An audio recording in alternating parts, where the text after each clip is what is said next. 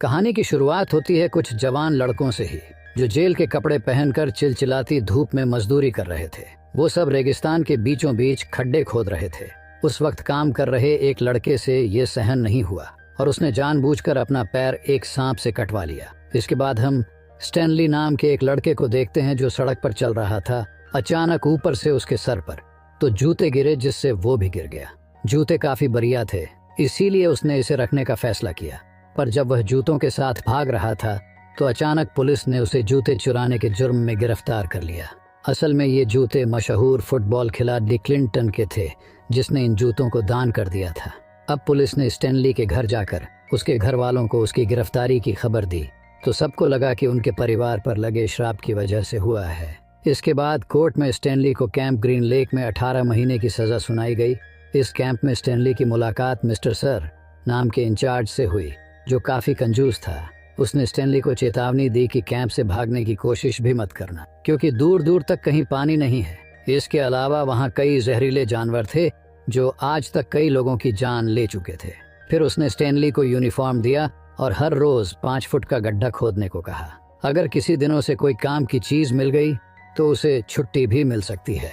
इसके बाद कैंप के साइकोलॉजिस्ट डॉक्टर पेंडेंस्की ने उसे कुछ लड़कों से मिलवाया। जीरो नाम का एक लड़का वहाँ सबसे छोटा था और वो हमेशा चुपचाप रहता।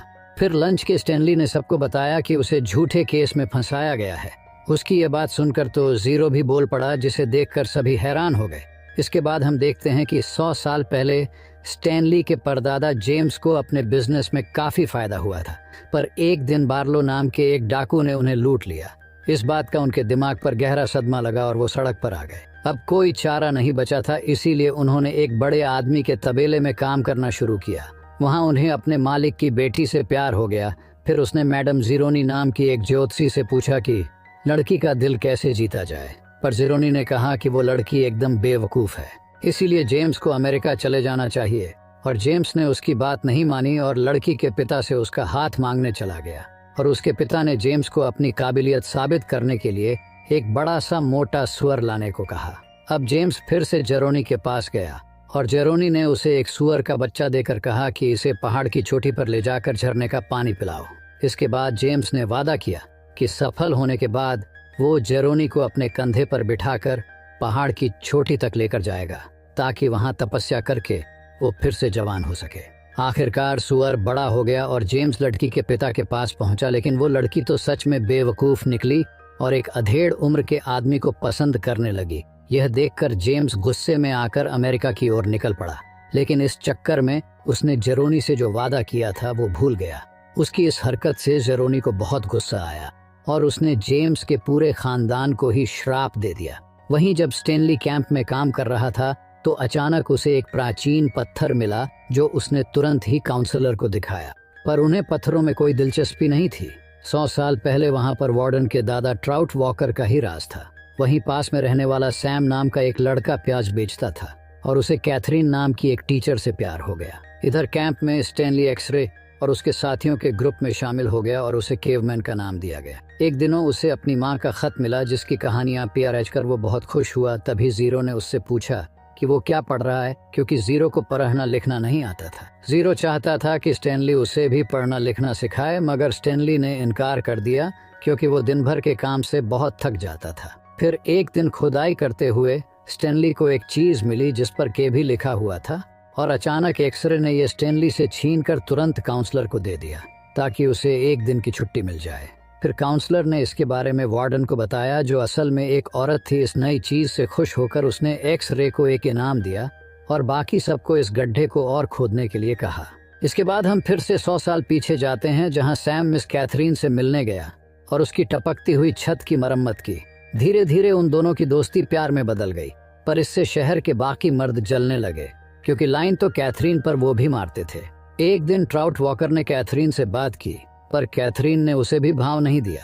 फिर कुछ दिन बाद ट्राउट ने सैम और कैथरीन को एक दूसरे को किस करते हुए देख लिया और गुस्से में आकर उसने कैथरीन का पूरा स्कूल ही जला डाला। जब कैथरीन ने पुलिस में शिकायत की तो इंस्पेक्टर ने भी उसका फायदा उठाने की कोशिश की। इंस्पेक्टर ने कहा कि सैम ने गोरी लड़की के साथ संबंध बनाए हैं और इस जुर्म के बदले उसे सजा मौत सुनाई जाएगी।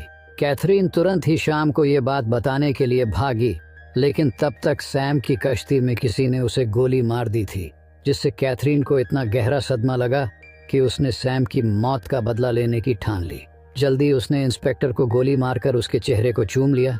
इसके बाद वह कई अमीर ठेकेदारों को लूटने लगी और जाने से पहले उन्हें छूम कर जाती, जिसके बाद वो किसिंग केट बार्लो के नाम से मशहूर हो गईं।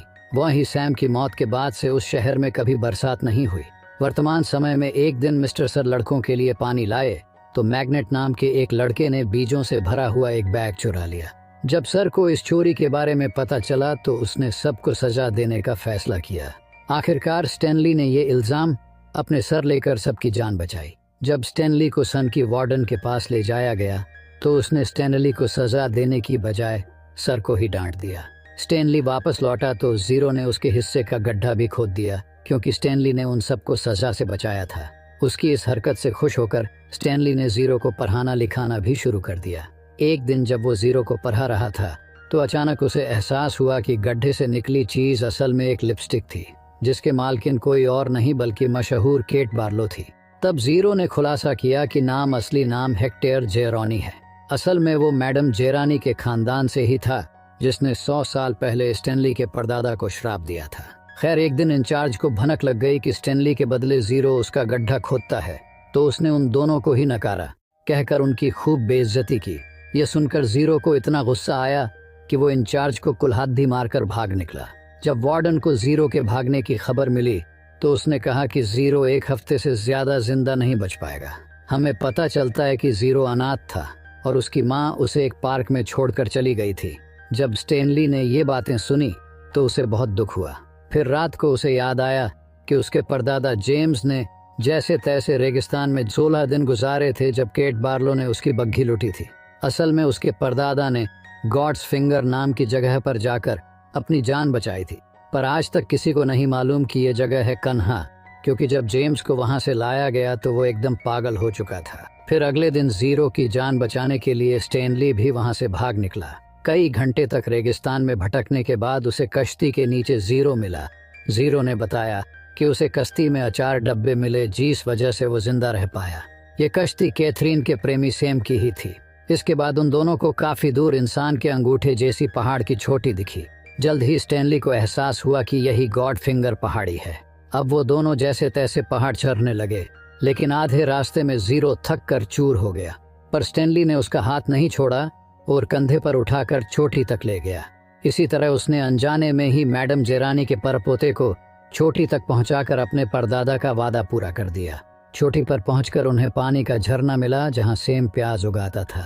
इसी के साथ कोर्ट ने स्टैनली को बेकसूर घोषित कर दिया और स्टैनली की वकील उसे कैंप में लेने पहुंची, पर वार्डन ने उसे बताया नहीं कि स्टैनली यहाँ से भाग गया है। इसके बाद अगले दिन जीरो ने स्टैनली को सच बता दिया कि स्टैनली उसी की वजह से कैंप में आया है। असल में वो जीरो ही था जिसने दुकान से जूते चुराए थे, पर जब पुलिस उसके पीछे पड़ गई तो उसने जल्दबाजी में जूते पुल से नीचे फेंक दिया, जो सीधा स्टैनली पर जा गिरे। ये सुनकर स्टैनली को दुहक नहीं हुआ, क्योंकि इसी बहाने उसने गॉड फिंगर पहाड़ी खोज डाली थी। इसके बाद हम फिर से 100 साल पीछे जाते हैं, जहां केट बार्लो को सूखे रेगिस्तान में सेम की कश्ती मिली। केट वहीं बैठकर अपने प्रेमी को याद करने लगी, पर तभी ट्राउट वॉकर और उसकी पत्नी वहां आ पहुंचे।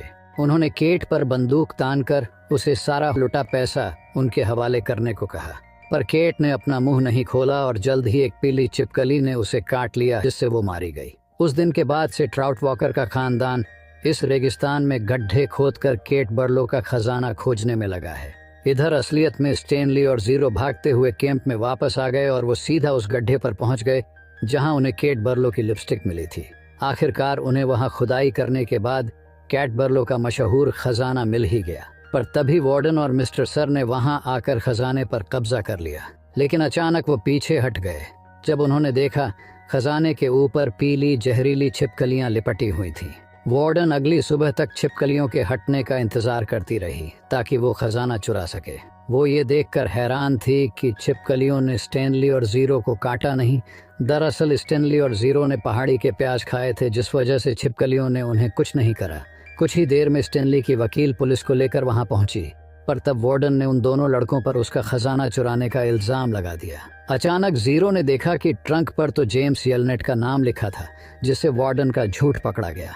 आखिरकार स्टैनली को खजाना ले जाने की इजाज़त मिल गई और इधर वार्डन और उसकी गैंग को गिरफ्तार कर लिया गया। तभी अचानक 100 साल के बाद उस रेगिस्तान में बरसात हुई। आखिरकार स्टैनली जीरो को अपने घर ले आया और उन दोनों ने खजाना आपस में बांट लिया। इसके बाद जीरो ने एक जासूस के जरिए अपनी माँ को ढूंढ निकाला और तब ये खुलासा होता है कि उसकी माँ उसे छोड़कर नहीं गई थी, वो तो आज तक अपने बेटे को ढूंढ रही थी। आखिरकार जीरो और स्टैनली ने साथ में घर खरीदा और फिर उन्होंने कैंप के बाकी बच्चों को भी अपने घर बुलाकर खूब मस्ती की।